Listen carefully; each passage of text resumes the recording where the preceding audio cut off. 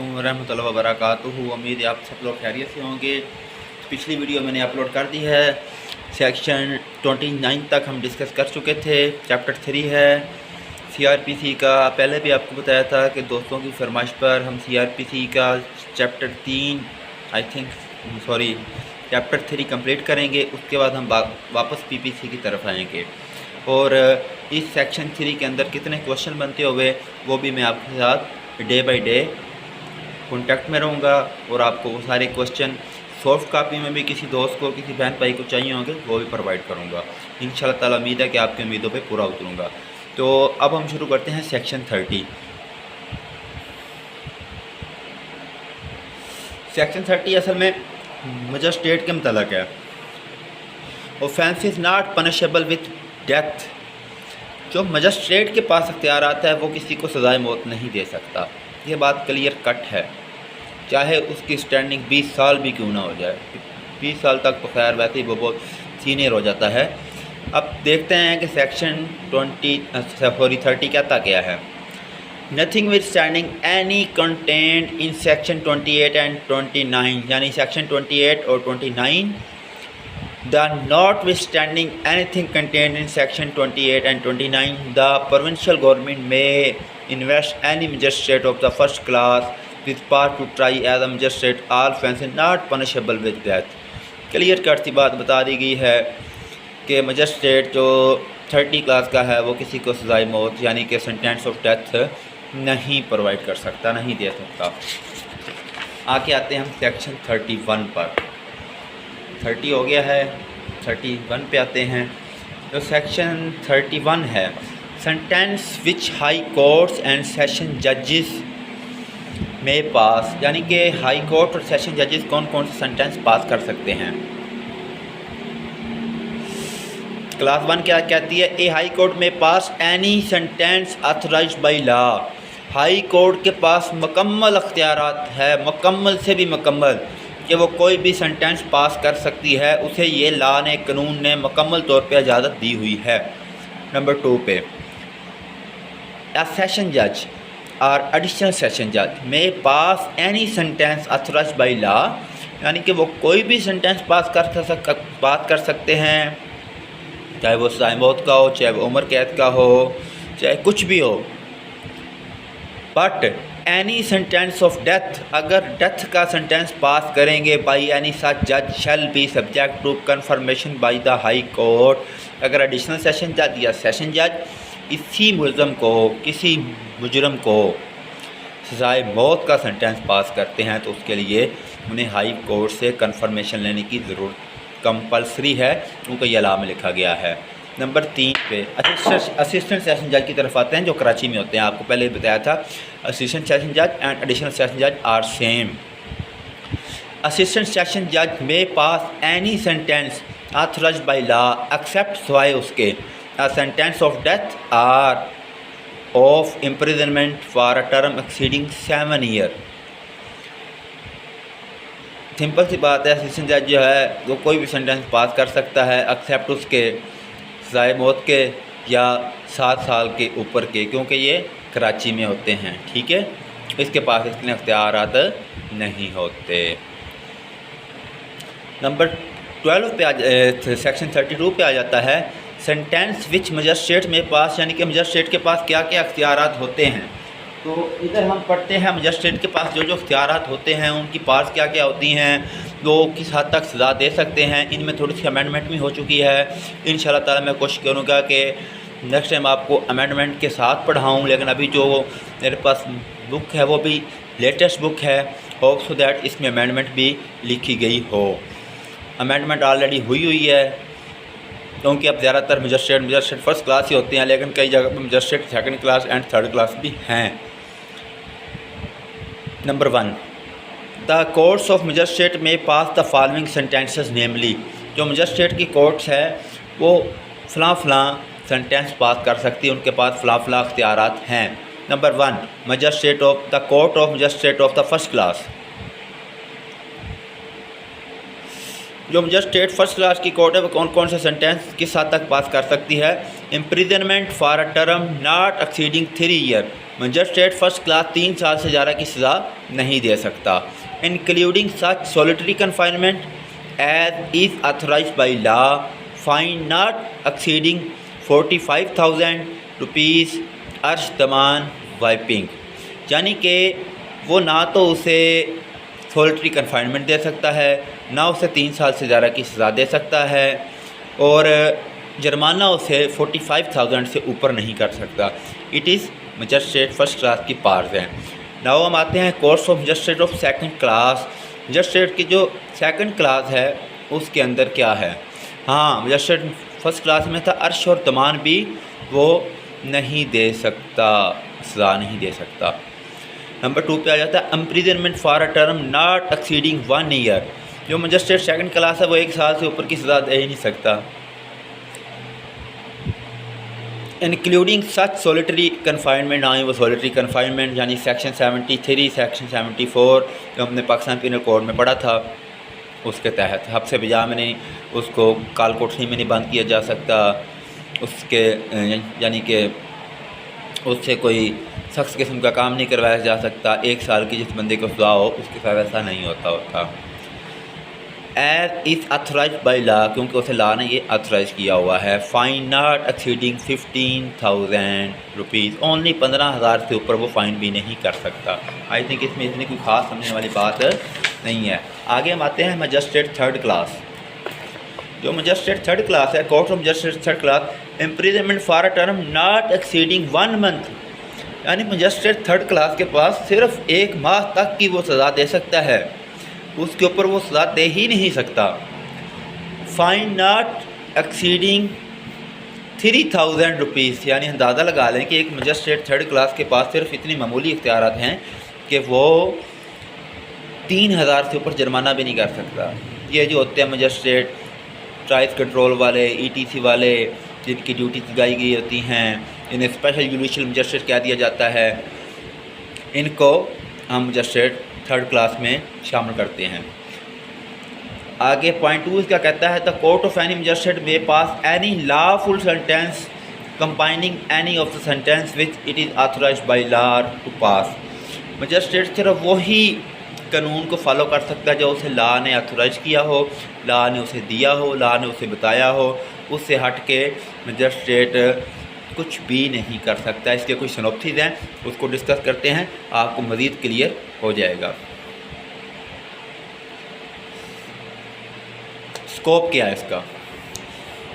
Although a sentence is a judgment of a court of criminal jurisdiction, it is a judgment of a particular kind. It is a judgment declaring the consequences of the criminal trial and pronouncing a penalty. Unless the penalty is there, it cannot be called a sentence. A probability order. Under Section 145 of the Criminal Procedure Code 1898, though admittedly passed by a criminal court, is not a sentence. PLD 1960 Dhaka 512 स्टार्टी की कोई इतनी खास scope की ज़रूरत नहीं है। किसास and दियत law fact provision of section 32 requires amendment after introduction of qisas and diyat, arsh and daman, punishment for offences under section 324, 338C Pakistan Penal Code. These offences should be made triable either by court of session or by the magistrate first class having power under section 30. section 30 के तहत magistrate 324 से लेकर 338 तक के 338C तक के जो cases होंगे, जो ऑफेंसेस होंगे, मजिस्ट्रेट फर्स्ट क्लास उनको डील कर सकता है और कोई मजिस्ट्रेट डील नहीं कर सकता। यह अथॉरिटी थी NLR 1993, CRLJ 247, एक और अथॉरिटी थी PLD 1993 पेशावर की थी, पेज नंबर 22 था। जी मेरा ख्याल है कि आपको सेक्शन 33 की भी समझ आ चुकी, सेक्शन 32 की भी समझ आ चुकी होगी। अब आगे हम चलते हैं सेक्शन 33 पर।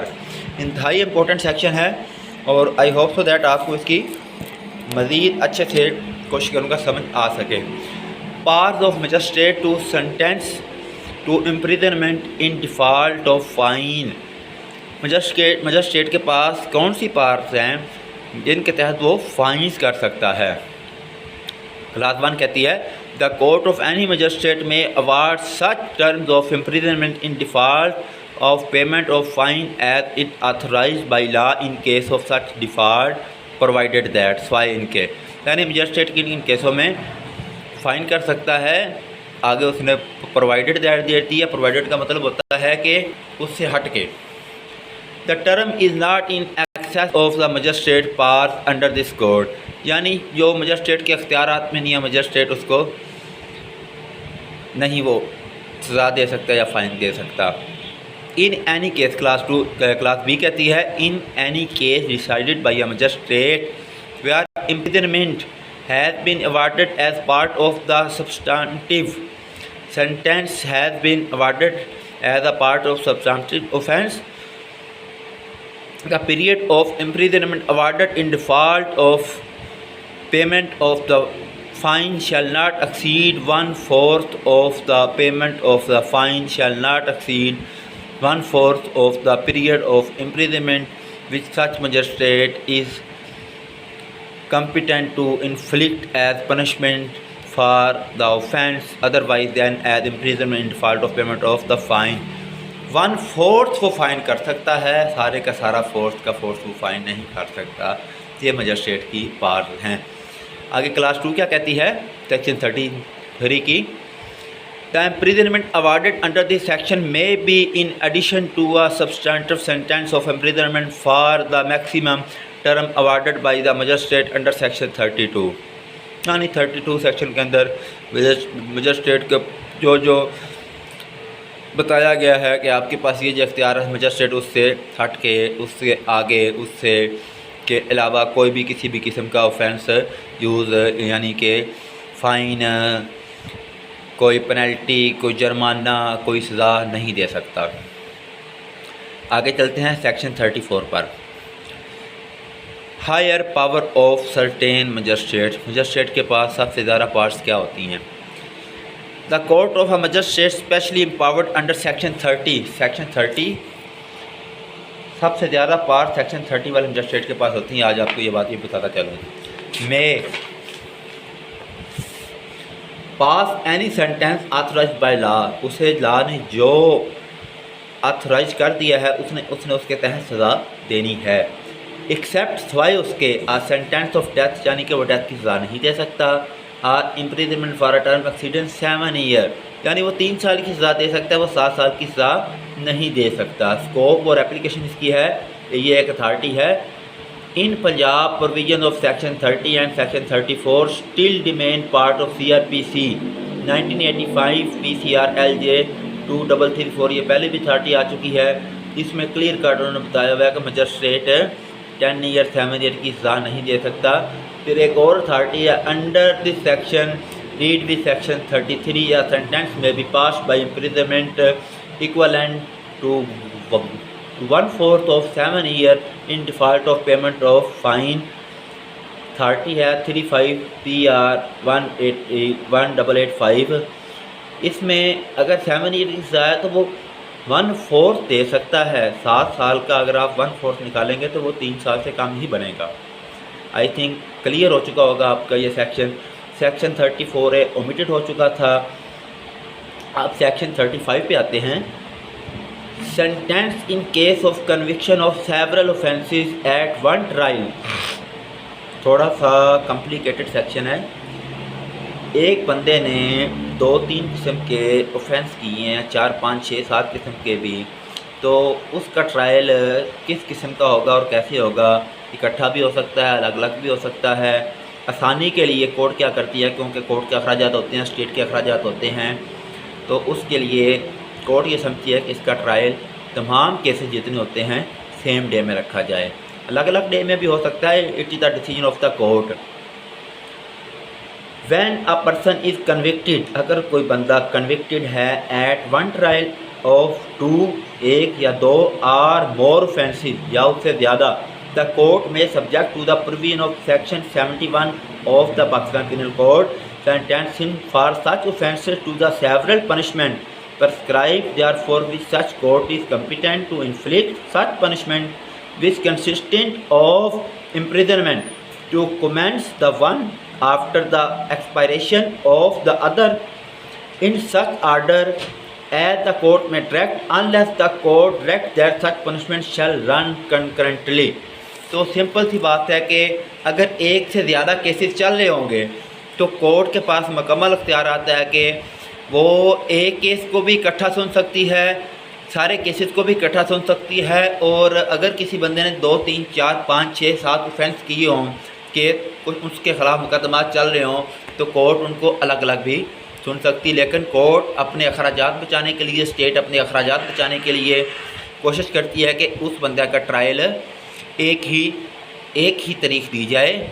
और जो क्रिमिनल केसेस होते हैं उनमें 14 और 15 जो डेज होते हैं उनकी एक डेट होती है। मुल्ज़मान को जेल की गाड़ी में with the supervision of superintendent of jail, police की निगरानी में कोर्ट में लाया जाता है, हथकड़ी लगी होती है। इवन दैट जब वो गाड़ी में होते हैं तब भी उनको हथकड़ी लगी होती है। हाँ, यहाँ एक और बात करूँ, जो सियासतदान होते हैं, जो पॉलिटिकल लीडर होते हैं, बात करनी तो नहीं चाहिए, लेकिन आजकल जो पाकिस्तान का माहौल है उसके तहत मैंने नहीं देखा कि किसी भी सियासतदान को हथकड़ी लगी हो। उनके ऊपर 7-8 ये भी लग जाती है, उनके ऊपर मर्डर के केसेस भी लग जाते हैं, जमानतों पर रहा होकर फिर रहे होते हैं, पैसे खिला रहे होते हैं, लेकिन उनके ख़िलाफ़ कोई भी कार्रवाई नहीं होती। लेकिन ये हम सियासत को यहाँ डिस्कस नहीं करेंगे, हम जस्ट अपने लॉ को डिस्कस करेंगे।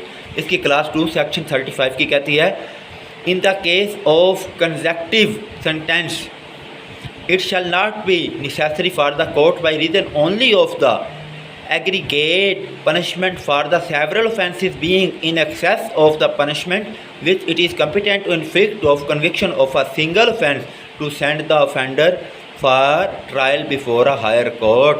तो कोर्ट के पास यह अख्तियार आता है कि वो हायर कोर्ट के पास उस केस को रेफ़र कर सकती है।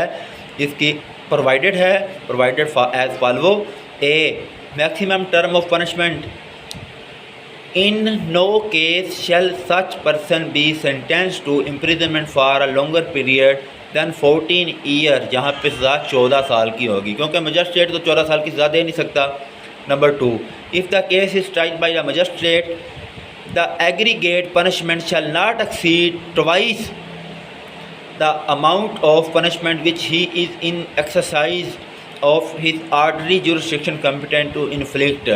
जहाँ पे मजिस्ट्रेट को ये लगता है कि एक्सीड ट्वाइस 2 मरतबा किसी किस्म का कोई मामला है, अमाउंट का मामला है, सज़ा का मामला है, तो वहाँ पे भी वो कोशिश करेगा कि इस केस को अपने से हायर कोर्ट में रेफ़र कर देगा। Number 3, for the purpose of appeal, जो अपील का असल पर्पस क्या होता है, the aggregate of consecutive sentence passed under this section in case of conviction for several offences at one trial shall be deemed to be a single sentence। इसको I think समझाने की ज़रूरत नहीं है, लेकिन हमारे सेक्शन 35 अब तक कंप्लीट हो चुके हैं। आगे हम इंशाल्लाह ताला सेक्शन 36 स्टार्ट करते हैं। सेक्शन 36 में देख लूँ, छोटा सा सेक्शन है, अभी क्लियर कर लेते हैं। ऑर्डनरी एंड एडिशनल पावर, आम और एडिशनल पावर क्या क्या होती हैं। Section 36, ordinary powers of magistrate के पास ऑर्डनरी पावर क्या क्या होती हैं। All have the powers here in after respectively conferred upon them and specified in the 3rd schedule, जो कि 3rd शेड्यूल में बता दी गई हैं। Such powers are called their are ordinary power, वो ऑर्डनरी पावर हैं। मजिस्ट्रेट के पास उनके पास मुकम्मल अख्तियारात है, वो उन ऑर्डनरी पावर के तहत केस का ट्रायल भी कर सकता है, केस का फ़ैसला भी सुना सकता है, केस के मतलब सारा कुछ डील कर सकता है। Section 37, additional powers conferrable on magistrate के पास एडिशनल पावर्स क्या होती हैं। सबसे पहले तो आपको मजिस्ट्रेट के पास एक एडिशनल पावर बता दूं।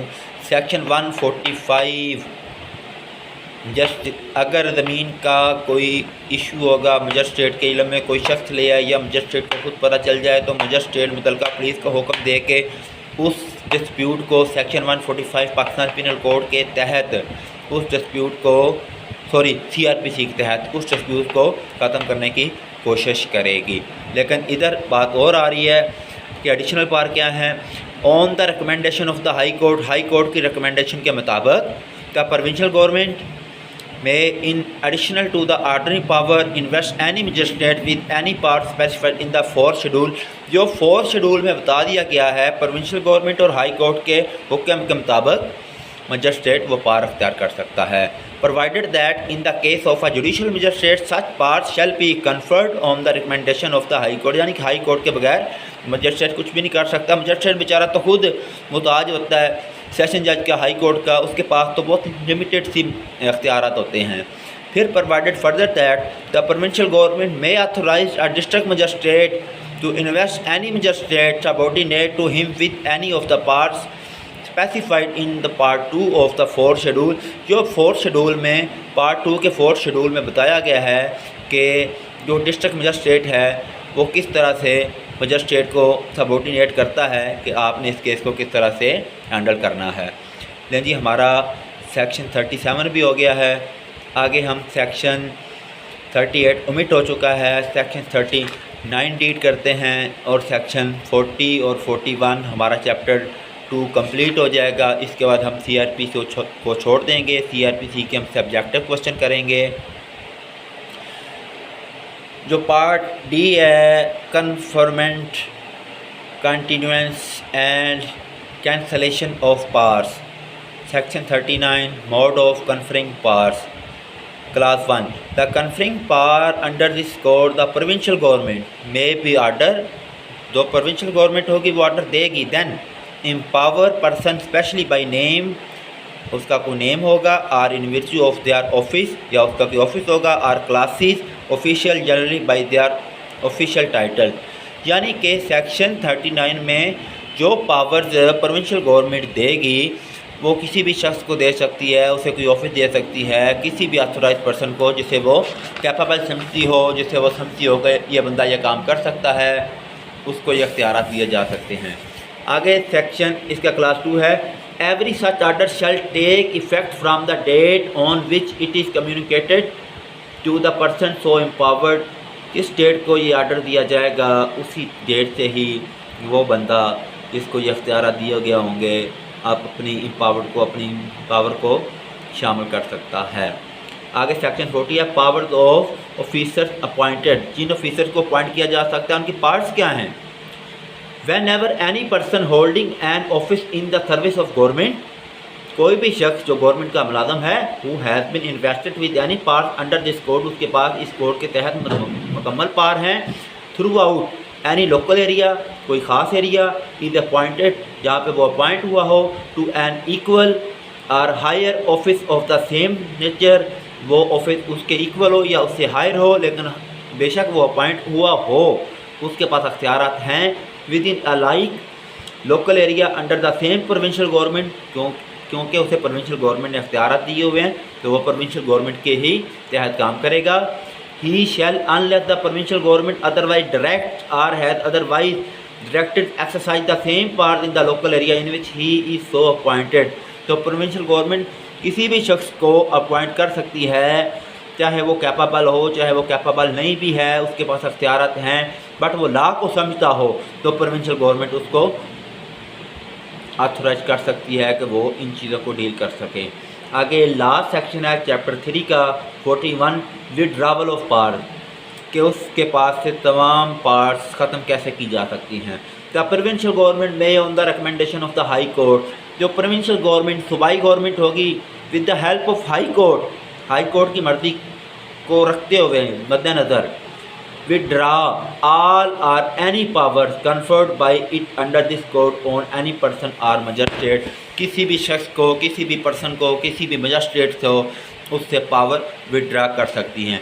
यदि आज हमारे 2 चैप्टर CRPC के कंक्लूड हो चुके हैं, हमारे 41 सेक्शन कंप्लीट हो चुके हैं और पाकिस्तान पीनल कोड के हमारे 3 चैप्टर आई थिंक कंक्लूड हो चुके हैं, 3 टॉपिक भी कंक्लूड हो चुके हैं। अब मैं चाहूँगा कि हम CRPC के 3 टॉपिक डिस्कस करें जो ADPP में आपको हेल्प दें। उसके अलावा ये हम सेक्शन वाइज इसलिए पढ़ रहे हैं ताकि ऑब्जेक्टिव जो आना है आपका ऑब्जेक्टिव क्लियर हो। 20 नंबर का ऑब्जेक्टिव होता है या 15 नंबर का ऑब्जेक्टिव होता है, कितना भी होता है, अगर आप मुकम्मल बेयर एक्ट्स को पढ़ेंगे, सेक्शन बाई सेक्शन पढ़ेंगे, आपके वो 15 नंबर और 20 नंबर क्लियर, उनमें से 18 भी आ जाएँ, 17 भी आ जाएँ, आप इस कैपेबल हो सकते हैं कि आप इंटरव्यू में क्लियर हो सकते हैं। लेकिन ये लाजमी नहीं है, उसके लिए सब्जेक्टिव भी बहुत ज़रूरी है। मेरे किसी भाई को, बहन को मेरे नोट्सों की ज़रूरत हो, मेरी हेल्प की ज़रूरत हो, मेरा मोबाइल नंबर ऑलरेडी आपके पास है, एक दफ़ा फिर रिपीट कर देता हूँ, 03346790 और नंबर 2 ये जोम पर है 034502389190। राना हमजा जी जो ये advocate high court from Lahore. किसी भी दोस्त को किसी भी किस्म की हेल्प की ज़रूरत हो, किसी बहन भाई को, तो ज़रूर याद कीजिएगा। मैं भी इंसान हूँ, मुझसे भी गलती हो सकती है, और अगर आप लोग भी मेरी इस्लाह करेंगे तो मुझे अच्छा लगेगा। बहुत शुक्रिया, बंडल ऑफ थैंक्स। अस्सलाम वालेकुम, अल्लाह हाफिज़, पाकिस्तान जिंदाबाद।